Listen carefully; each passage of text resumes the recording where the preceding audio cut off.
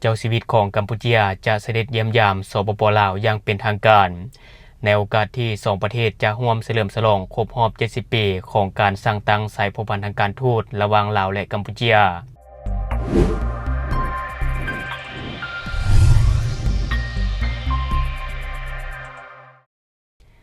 สบายดีท่านผู้ชมยินดีต้อนรับเข้าสู่รายการ Talk the News และข่าวที่ข้าพเจ้าอยากจะนำเสนอในมื้อนี้ก็คือพระเจ้าชีวิตนโรดมสิหมุนีจะเสด็จเยี่ยมยามสปป.ลาวในโอกาสที่สองประเทศจะร่วมเฉลิมฉลองครบรอบ70 ปีของการสร้างตั้งสายสัมพันธ์ทางการทูตระหว่างลาวและกัมพูชีโดยในของข่าวข้าพเจ้าได้มาจากเพจ Lao Youth Radio ที่เขาจะได้ลงเอาไว้กระทรวงการต่างประเทศและการร่วมมือสากลของกัมพูชีรายงานผ่านหนังสือพิมพ์ Cambodia Next ของกัมพูชีให้รู้ว่ากัมพูชีกำลังกะเกี่ยมเยี่ยมยามอย่างเป็นทางการของพระเจ้าชีวิตนโรดมสิหมุนีเพื่อเสด็จมาเยี่ยมยามสปป.ลาวในโอกาสที่สองประเทศจะร่วมเฉลิมฉลองครบรอบ70 ปีของการสร้างตั้งสายสัมพันธ์ทางการทูตในปี 2026 นี้การเยี่ยมยามดังกล่าวได้รับการปรึกษาหารือในระหว่างการสนทนาวันที่20 มังกร 2026 ระหว่างท่านปรากโซลอนรัฐมนตรีการต่างประเทศกัมพูชีและท่านบัวแก้วภูมิวงศ์ไสเอกอัครราชทูตลาวประจำกัมพูชีที่ใกล้จะสิ้นสุดหน้าที่กระทรวงการต่างประเทศกัมพูชีกล่าวว่าเนื่องจากปี 2026 เป็นวาระครบรอบ 70 ปีของการสร้างตั้งสายสัมพันธ์ทางการทูตระหว่างสองประเทศลาวและกัมพูชีเพื่อเฉลิมฉลองโอกาสพิเศษนี้ทั้งสองประเทศกำลังกะเกี่ยมการเยี่ยมยามอย่างเป็นทางการของพระเจ้านโรดมสิหมุนีไปยังสปป.ลาวท่านสุรนที่ดำรงตำแหน่งรองนายกรัฐมนตรีได้ยกย่อท่านบัวแก้วสำหรับผลงานต่างๆในระยะประจำการ 4 ปีอยู่กัมพูชีและได้มีการเยี่ยมยามระดับสูงเป็นประจำเอกอัครราชทูตได้แสดงความภูมิใจที่ได้ประจำการอยู่กัมพูชีพร้อมทั้งได้แจ้งให้ท่านสุรนทราบเกี่ยวกับการจัดประชุมใหญ่ครั้งที่ 12 ของพรรคประชาชนปฏิวัติลาวที่ประสบผลสำเร็จในระหว่างวันที่ 6-8 มังกร 2026 ซึ่งได้รับรองโครงการทางด้านการเมืองของพรรคและแผนพัฒนาเศรษฐกิจ 5 ปีท่านสุรนได้อวยพรให้เอกอัครราชทูตประสบผลสำเร็จในการปฏิบัติหน้าที่ใหม่และยืนยันความพร้อมของกัมพูชีที่จะให้การสนับสนุนและร่วมมือกับเอกอัครราชทูตลาวคนใหม่เพื่อเสริมสร้างความสัมพันธ์ให้เข้มแข็งยิ่งขึ้น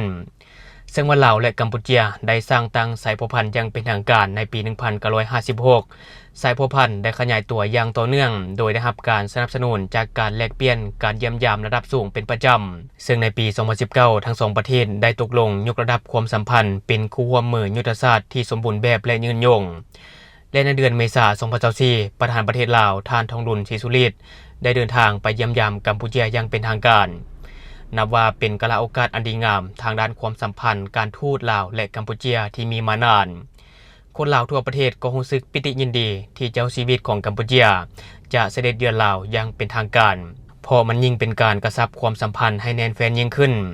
และบัดนี้เฮามาต่ออีกหนึ่งข่าวสหประชาชาติยืนยันสปป.ลาวแม่นอยู่ในเส้นทางหลุดพ้นออกจากสถานะประเทศด้อยพัฒนาในปีนี้โดยในของข่าวข้าพเจ้าได้มาจากเพจ Lao X อิงตามบทรายงานการประเมินสภาพการพัฒนาครั้งล่าสุดจากองค์การสหประชาชาติหรือว่า UN หนังสือพิมพ์เวียงจันทน์ไทม์รายงานว่าลาวได้รับการยืนยันและเสนอให้พ้นออกจากบัญชีประเทศด้อยพัฒนา List Developed Country หรือ LDC ภายในปี 2026 นี้ซึ่งถือเป็นผลสำเร็จอันสำคัญในการยกระดับฐานะบทบาทของประเทศในเวทีสากลสปป.ลาวแม่น1 ใน 3 ประเทศซึ่งรวมมีบังกลาเทศและเนปาลที่ผ่านเกณฑ์การทบทวนอย่างรอบคอบขั้นตอนต่อไปแม่นเราท่าการอนุมัติอย่างเป็นทางการจากสภาเศรษฐกิจและสังคมแห่งสหประชาชาติและสมัชชาใหญ่สปส.ทั้งนี้การกำหนดรายชื่อเข้าหรือออกจากสถานะประเทศด้อยพัฒนาแม่นขึ้นกับกลไกการประเมินที่เป็นเอกราชของสปส.โดยอิงใส่ดัชนีเป็นตัวชี้บอกตัวจริงในกองประชุมใหญ่ของพรรคประชาชนปฏิวัติลาวที่ผ่านมาท่านทองดุลศรีสุฤทธิ์เลขาธิการใหญ่คณะบริหารงานศูนย์กลางภาคได้เน้นหนักถึงความสำคัญเสถียรภาพทางด้านการเมืองและความเป็นระเบียบเรียบร้อยของสังคมซึ่งเป็นปัจจัยพื้นฐานของการพัฒนาพร้อมกันนั้นยังได้กำหนดตัวเลขคาดหมายการเติบโตทางด้านเศรษฐกิจหรือว่า GDP เฉลี่ยให้ได้อย่างน้อย 6% ต่อปีในระยะปี 2026 หาปี 2030 เพื่อรับประกันการเปลี่ยนผ่านให้มีความยืนยง การหลุดพ้นออกจากสถานภาพประเทศด้อยพัฒนาเป็นจุดเริ่มต้นของการหันเปลี่ยนไปสู่การเป็นประเทศกำลังพัฒนาที่มีรายได้ปานกลางระดับต่ำเช่นเดียวกับประเทศเพื่อนมิตรในอาเซียนสปป.ลาวจะได้รับผลประโยชน์จากการนำใช้เทคโนโลยีการเข้าถึงธนาคารเทคโนโลยีสปส.เพื่อยกระดับการผลิตให้มีคุณภาพและแข่งขันได้ในตลาดโลกซึ่งการดึงดูดนักลงทุนก็ถือว่าได้สร้างความเชื่อมั่นให้แก่นักลงทุนต่างประเทศสร้างวิธีการทำและเพิ่มรายได้ให้กับประชาชนแต่ว่าจังใดก็ตามเพื่อป้องกันผลกระทบจากการหลุดพ้นเงินช่วยเหลือลาจากสากลรัฐบาลลาวร่วมกับองค์การสปส.และคู่ร่วมพัฒนาได้มีการศึกษาและวางมาตรการรับรองเพื่อให้ระยะการหันเปลี่ยนจนถึงปี2029เป็นไปอย่างรัดกุมและบ่ส่งผลกระทบต่อความต่อเนื่องของการพัฒนาประเทศชาติและการออกจากสถานภาพประเทศด้อยพัฒนามันก็มีทั้งข้อดีและข้อเสียในเวลาเดียวกันท่านผู้ชมเฮามาเบิ่งข้อดีก่อนข้อดี1เลยก็คือเพื่อยกระดับความเชื่อมั่นเพิ่มภาพลักษณ์ที่ดีให้แก่ประเทศในเวทีสากลดึงดูดนักลงทุนต่างประเทศหรือว่า FDI ให้เข้ามาหลายขึ้นและข้อดีข้อต่อมาก็จะมองถึงเศรษฐกิจที่มีเสถียรภาพแสดงให้เห็นว่าประเทศมีระดับแห่งชาติสูงขึ้นและมีการพัฒนาทรัพยากรมนุษย์ที่ดีขึ้นและข้อดีข้อต่อมาก็คือการเมืองที่มีความมั่นคงเป็นการยืนยันถึงผลสำเร็จของการวางแผนพัฒนาเศรษฐกิจสังคมของรัฐบาลและวันนี้เรามาเบิ่งข้อเสีย1เลยสูญเสียสิทธิพิเศษทางการค้า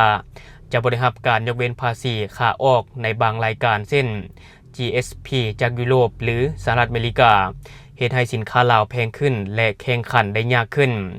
และข้อเสียข้อต่อมาเงินกู้ยืมดอกเบี้ยสูงขึ้นจะบ่ได้รับเงินกู้ยืมดอกเบี้ยต่ำเนาะจากองค์การสากลคือกับตอนที่ยังเป็นประเทศด้อยพัฒนาและข้อเสียข้อต่อมาการช่วยเหลือลาลดลงงบประมาณช่วยเหลือลาจากต่างประเทศจะค่อยๆลดลงเพราะสากลถือว่าประเทศสามารถพึ่งพาตัวเองได้แล้วสรุปคือต่อไปลาวต้องหัดมาพึ่งตัวเองและยืนด้วยตัวเองเป็นหลักทุนช่วยเหลือลาต่างๆที่เคยมาได้ฟรีๆต่อไปอาจจะบ่มีอีกแล้วเนาะการกู้ยืมเงินก็จะบ่มีการประนีประนอมคือแบบเก่าที่ผ่านมาแถมบ่มีข้อยกเว้นเงื่อนไขด้านการค้ากับประเทศอื่นๆภาษีต่างๆก็อาจจะเก็บตามมาตรฐานสากลและอาจจะลามไปฮอดกฎหมายลิขสิทธิ์ต่างๆนำด้วยเป็นต้นลิขสิทธิ์ทรัพย์สินทางปัญญาบ่ว่าจะเป็นเพลงหนังสื่อต่างๆรวมทั้งลิขสิทธิ์สินค้าที่เอาใช้ในชีวิตประจำวันที่เป็นสินค้าปลอมต่อไปอาจจะมีการบังคับใช้กฎหมายลิขสิทธิ์แบบจริงจังถ้าว่าท่านใดอยากใช้ก็อาจจะมีการซื้อลิขสิทธิ์หรือว่าจ่ายเงินก่อนจึงสามารถนำใช้ได้รวมทั้งการปรับใหม่หากมีการละเมิดลิขสิทธิ์และที่เฮาใช้ได้ทุกมื้อนี้เพราะว่าเฮาอยู่ในประเทศที่มีสถานะด้อยพัฒนา